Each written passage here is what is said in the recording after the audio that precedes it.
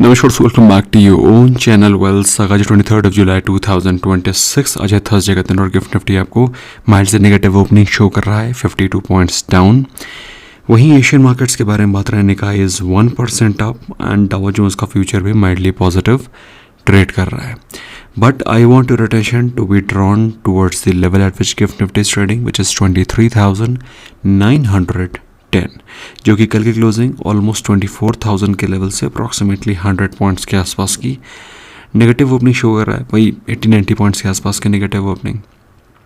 कल के दिन निफ्टी 50, निफ्टी बैंक सारे के सारे डे लो के आसपास क्लोज हुए थे। हालांकि majority of fall initial 15-20 minutes में ही हो गई थी, बट अल्टीमेटली मार्केट डे लो के आसपास ही क्लोज हुआ था। इसके अलावा Sensex fail 715 points down. Mid cap और स्मॉल कैप इंडेक्स में भी हमको अच्छी गिरावट दिखाई पड़ रही थी।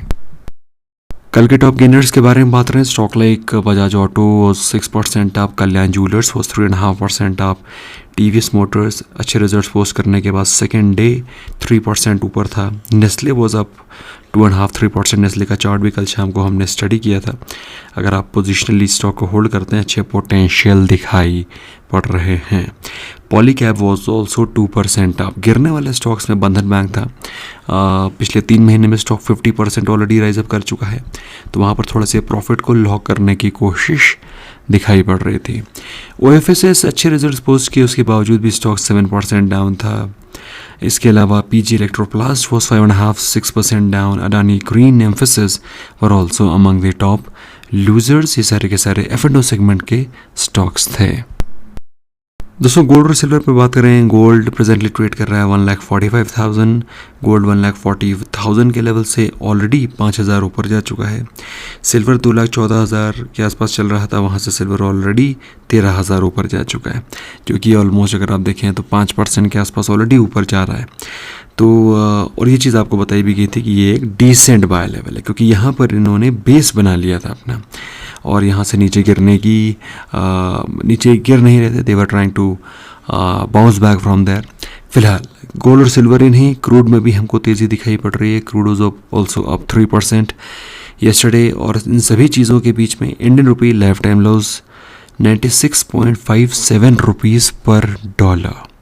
Indian rupee was also looking weaker against euro and Japanese yen, very minuscule strength against Great Britain pound. Nifty 50 में कल के दिन 191 पॉइंट्स की गिरावट के साथ क्लोजिंग 24,000 के लेवल्स पर हुई थी। Important support level 24,850, 23,650।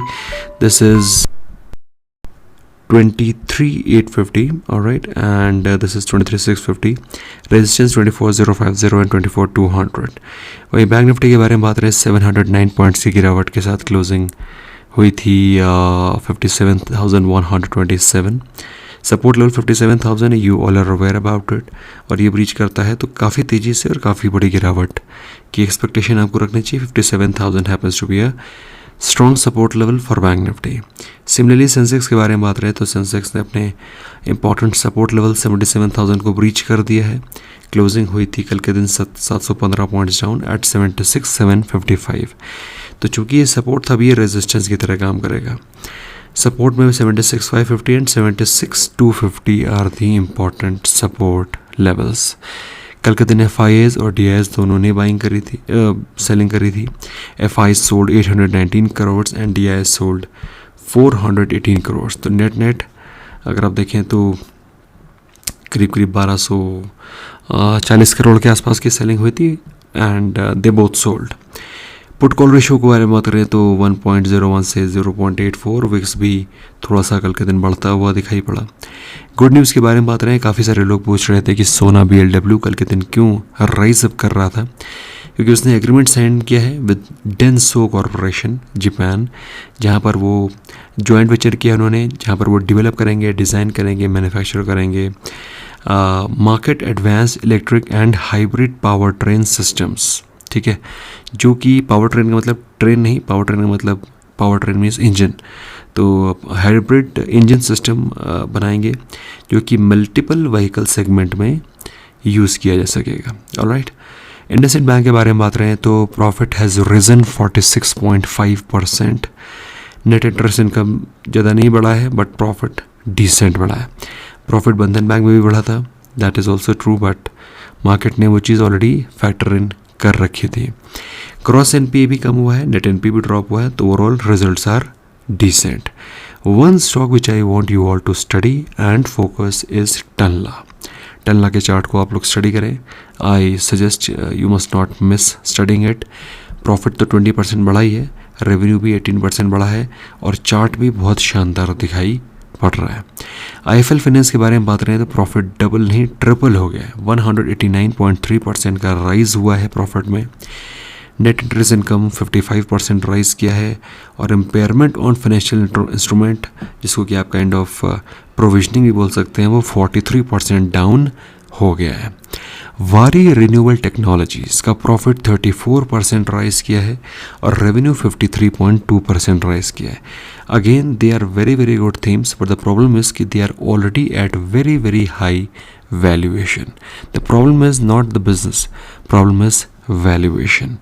सिमिलरली अगर आप एनटीपीसी ग्रीन के बारे में बात करें तो प्रॉफिट 38.3% बढ़ा है, revenue is up 62.7%, very good numbers.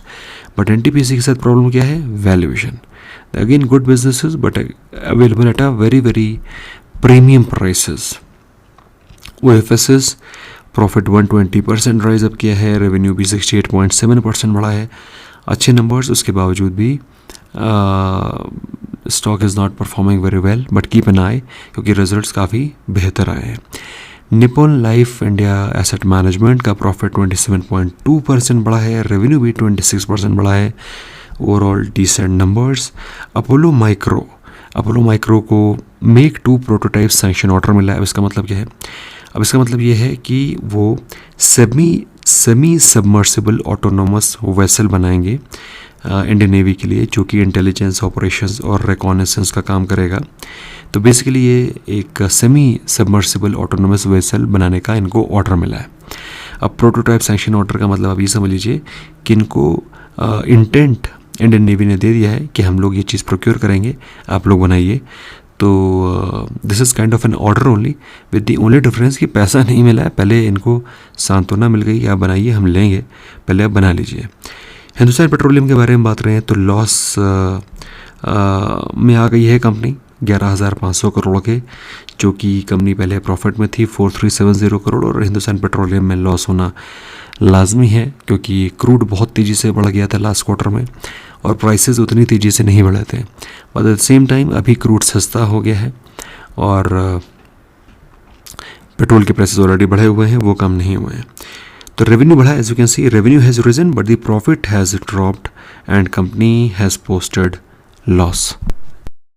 जो स्टॉक बैन में है उसमें है काइनीज। जो रिजल्ट्स आज के दिन आने वाले हैं उसमें Infosys, IndiGo, Cipla, Meesho, this not Meesh, this is Meesho.